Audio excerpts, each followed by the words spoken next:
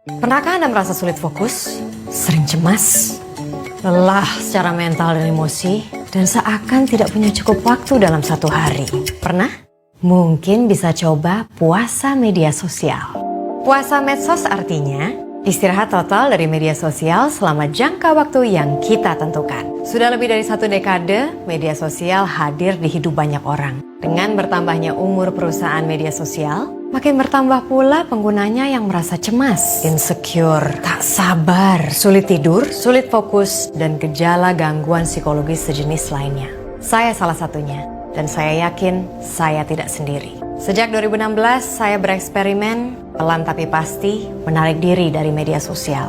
Pada 2019, saya menjalankan eksperimen paling drastis, puasa medsos selama sebulan penuh.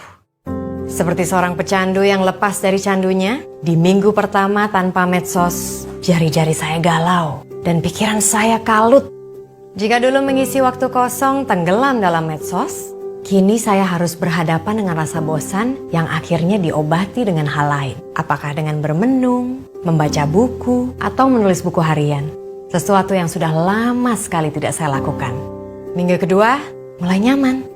Sangat nyaman sampai-sampai memikirkan untuk login medsos saja membuat saya merasa cemas. Cemas karena saya mulai merasakan nikmatnya hidup di dunia nyata daripada di dunia maya.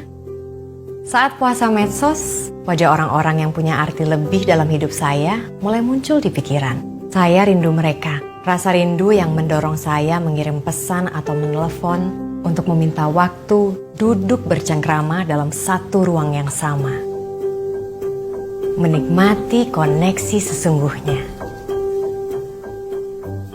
Kunci keberhasilan puasa medsos adalah mengisi waktu yang dulunya terbuang untuk main medsos dengan aktivitas yang lebih bermanfaat di dunia nyata. Bisa baca buku, ikut komunitas, yeay dapat teman baru, olahraga, ambil kelas bahasa, les meilleurs amants du monde, buongiorno tutti, 他是哪国人, main musik, menari, atau kegiatan menyenangkan lainnya yang ada di kehidupan nyata. Ketika puasa medsos, rasakan perhatian kita kembali berangsur utuh, tidak lagi terbagi-bagi. Kita juga tidak lagi merasa diburu-buru waktu.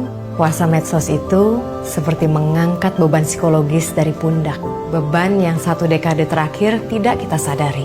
Di akhir periode puasa medsos saya merasa punya hubungan yang lebih bijak dengan teknologi internet.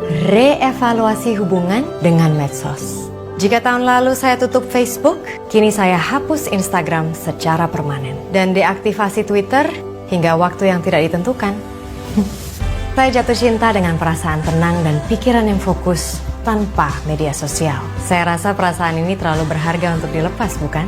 Hubungan setiap orang dengan media sosial memang berbeda-beda. Setelah bereksperimen, ternyata saya nyaman tanpanya. Jika puasa media sosial 31 hari terasa berat, bisa mulai dari seminggu atau 24 jam.